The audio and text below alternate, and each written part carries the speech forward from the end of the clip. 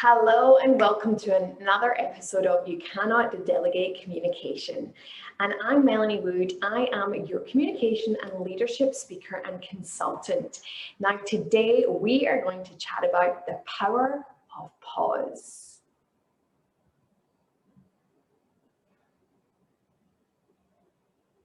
I was giving you a quick example of the power of that. So one of the things that comes up quite a lot is that people jumping in and responding and finishing people's sentences, not giving people enough time to really process their thoughts to be able to finish what they're saying. And particularly why I really wanted to do this video is because over the last 12 to 18 months, we've been doing so much more virtual meetings and conversations. And the power in the pause is actually more vital in the virtual space because there's a lot more delay than there is in person. So then what's happening is that meetings are taking more time. There's a constant interrupting, people repeating themselves. Sorry, I didn't know you were finished, and you jumped in because we're so wired to doing so much in person, that human-to-human connection. But we're also so wired to wanting to fix, help, solve, and to be able to know what the person's saying and just quickly go in with whether it's excuses, whether it's being able to help them because you have the advice and the suggestions.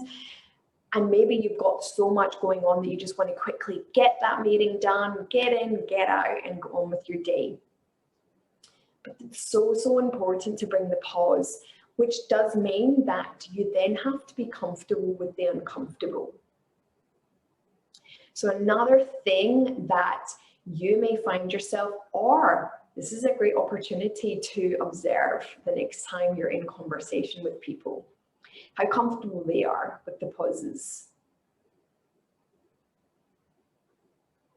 So I want you to think about doing it intentionally. So next time that you're going into a meeting is that set an intention to, I'm going to fully listen to that person and ask them, have they got anything else to share before you proceed into your part of the conversation? Set an intention to be comfortable with the uncomfortable. Because when it comes to communication, that's the only place that you're going to grow is if you set intentions and actually carry it out. Even if you do it once in that half-an-hour meeting, it's a win, right? And then in the next one, you do it again and you do it twice. So it's so important, but I really want you to think about the intention virtually, is that you're going to have to give it a few more seconds than you would in person. But I also want you to think about it's respectful for the other person. It's also, if you want to be treated in that way, you want to be listened, heard, and understood, then it's setting that example first. Using the pauses, listening, because if that's how you want to be treated in conversation, then it starts with you. It's also about setting boundaries as well. And if you haven't seen my video on boundaries, I will link it to this video so that you can go back to that.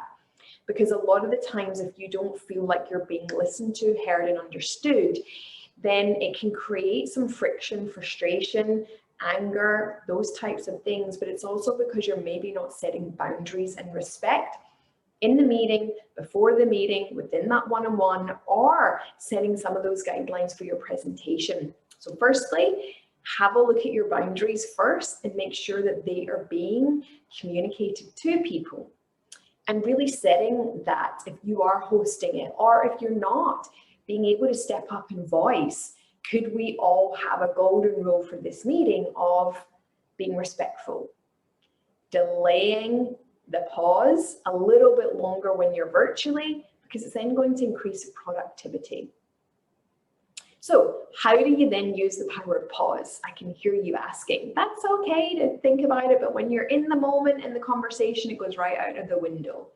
So again, this does come back to some sort of preparation and planning, practicing it, getting comfortable with it, And it's things that you can do before you go into the meetings, but the growth is when you're in the meetings. So the power and the pause can definitely be practiced, and here's how you can begin to do this. So we have a book, right?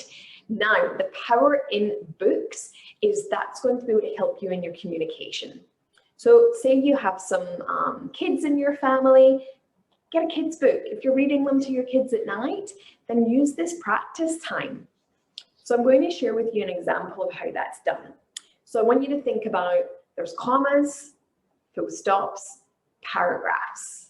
So I want you to consciously think about these things. If you're a reader, online, offline, reading to other people, then I want you to start consciously thinking of it, right? Because when we're communicating in sentences and paragraphs.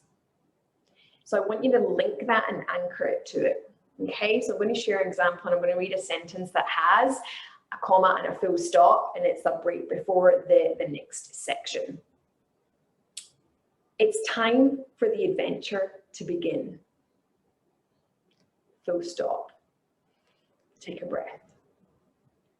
I'm here to guide you through my knowledge of heart-mind coherence to help you find your voice. Comma. Take a breath. Help you gain clarity and confidence to share more about who you are and what you do. Full stop. Take a breath. You can become the person in your vision that you have for yourself and your future. Full stop. So there's something that I would like you to try next time that you are reading, or even if you're listening to podcasts, I want you to start tuning into, are they pausing? Have you digested the information? Could they have done a bit of a pause? But I want you to consciously think about sentences and the structure of how you're communicating. Would there need to be a full stop if that was written format? Would that need to be broken into sections, into paragraphs? So use that an example to be able to practice out with, but then I want you to be able to think about that the next time that you're in a meeting and to be able to start practicing, right? It takes time to be able to create habits because we can be so in the moment of, we just need to get this done, get the information done, let's go. So practice with the book, with children, on your own. And then I want you to then translate that and create that habit into your next communication experience that you have, and even if you do it once. Because it's important for you to breathe, but it's important for your audience or the other person to be able to digest the information. Hope this has been helpful for you today. Make sure and subscribe to my channel so that you can get these weekly videos every single Monday for you to be able to take these tips and steps and be able to help you not delegate communication, to grow your confidence and your clarity and be able to do that in your life, in your workplace, or in your business as well. So until next time, have a great day. Bye for now.